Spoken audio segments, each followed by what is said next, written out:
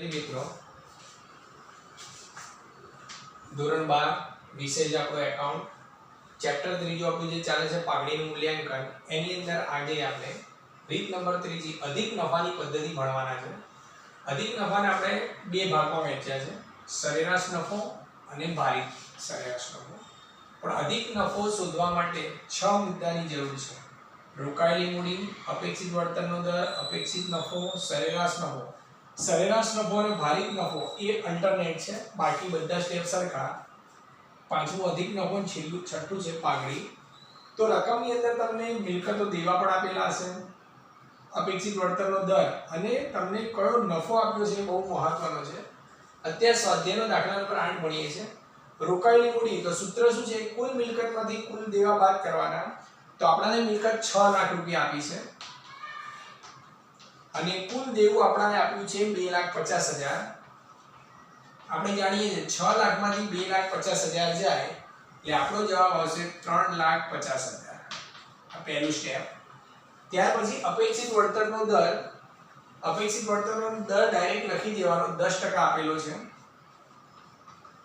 ત્રીજું સ્ટેપ, અપેક્ષિત નફો શોધવો હોય તો રોકાયેલી મૂડીને અપેક્ષિત વળતરના દર વડે ગુણવાના, એટલે આ રીતે 3,50,000 ગુણ્યા 10%। 10% કરો એટલે આપણને ખબર છે જવાબ આવશે 35,000। હવે તમને રકમમાં 3 વર્ષનો નફો આપ્યો છે।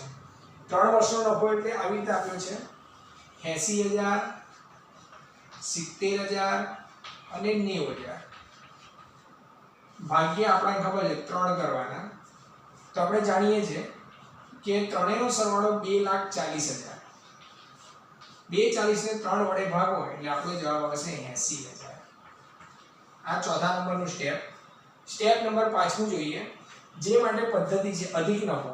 તો સરેરાશ નફામાંથી અપેક્ષિત વળતરનો નફો બાદ કરો એટલે 80 માંથી 35 જાય એટલે 80,000 માઈનસ 35,000 એટલે તમારો જવાબ આવશે 45,000। અને તમને રકમમાં લખેલું હશે કે કેટલા વર્ષ વડે ગુણવાનું છે, તો રકમમાં તમને ખરીદીના 3 વર્ષ એટલે ગુણાકારમાં 3 મૂકવાના। તમારો અધિક નફો છે 45,000। 45,000 ને 3 વડે ગુણો એટલે તમે જાણો છો જવાબ આવે 1,35,000। આ રીતે અધિક નફાના 6 મુદ્દા પૂરા કરવાના, ત્યાંથી આપણે જવાબ આપણો છેક સુધી લઈ જવાનો। હવે ભારિત સરેરાશ એટલે શું છે, તો અપેક્ષિત નફા પછી જે ચોથા નંબરનું સ્ટેપ છે તો અહીંયા સરેરાશ નફો છે અને અહીંયા ભારિત। જો રકમમાં નફો વધઘટ થતો હોય 80, 70, 90 તો 80 થયા, પાછા ઘટ્યા, પાછા વધ્યા। પણ દાખલા નંબર સ્વાધ્યાયમાં 9માં જોઈએ તો રોકાયેલી મૂડી માટે કુલ મિલકત કુલ દેવા, તો તમને જો રોકાયેલી મૂડીનું બીજું નામ ચોખ્ખી મિલકત પણ છે। તમને રકમમાં મિલકત અને દેવા ના આપ્યો તો ડાયરેક્ટ મૂડી શબ્દ આપેલો હોય, મૂડી આપણે ડાયરેક્ટ લખાય। અહીંયા મૂડી આપણને આપી છે 4 લાખ રૂપિયા એટલે ડાયરેક્ટ જ આપણે લખીએ છે। મિલકત અને દેવાની અહીં રકમ આપણને અત્યારે આપી નથી। અપેક્ષિત વળતરનો દર અહીંયા પણ 10% જ આપેલો છે। ત્રીજું સ્ટેપ આપણે જાણીએ છીએ, રોકાયેલી મૂડી એટલે રોકાયેલી મૂડીને 10% વડે ગુણવાના એટલે 4 લાખના 10% થાય 40,000। હવે તમને રકમની અંદર વર્ષ આપ્યું નથી, ખાલી સંખ્યા આપી છે।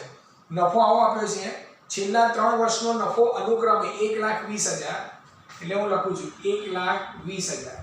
છેલ્લા 3 વર્ષના અનુક્રમ એટલે 1, 2, 3, ત્યાર પછી આપ્યા છે 1,10,000 અને ત્યાર પછી આપ્યા છે 1,00,000 રૂપિયા। તો આપણે જ્યારે પદ્ધતિ નંબર 2 ભણ્યા હતા ભારિત સરેરાશ, ત્યારે લખી દીધું નફો સતત વધતો અથવા ઘટતો, જો નફો ઘટે છે, ઘટે તો પણ ભારિત જ આવે એટલે ભાગ લખવાના 1, 2 અને 3, ટોટલ ભાર 6 થશે જો સૂત્ર લખેલું છે કુલ ભાર।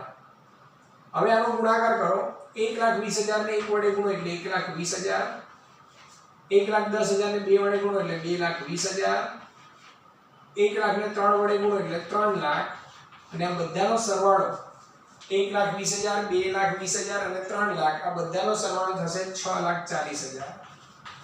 સૂત્ર તો આપણે જાણીએ છીએ, કુલ ભારિત વાળું એટલે 6,40,000 ને કુલ ભાર 6 વડે ભાગો એટલે આપણો જવાબ અપૂર્ણાંક આવે છે 1,40,000।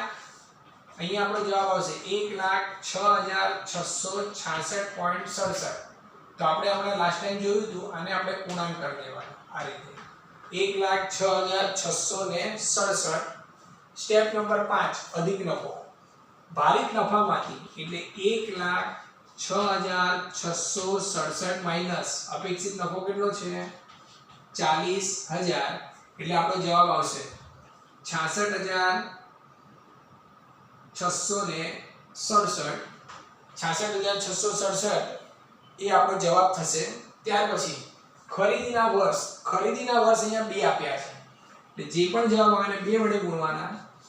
66,667 તો 66,667 ને 2 વડે ગુણો એટલે આપણો જવાબ આવશે 1,33,334. આ રીતે એટલે આ આપણી પાઘડી થશે. પણ જો બંનેમાં રોકાયેલી મૂડી અહીંયા રોકાયેલી મૂડી અહીંયા મિલકત અને દેવા આપ્યા છે અહીંયા મિલકત દેવા આપ્યા નથી. અહીંયા સરેરાશ નફો છે અહીંયા ભારિત નફો છે.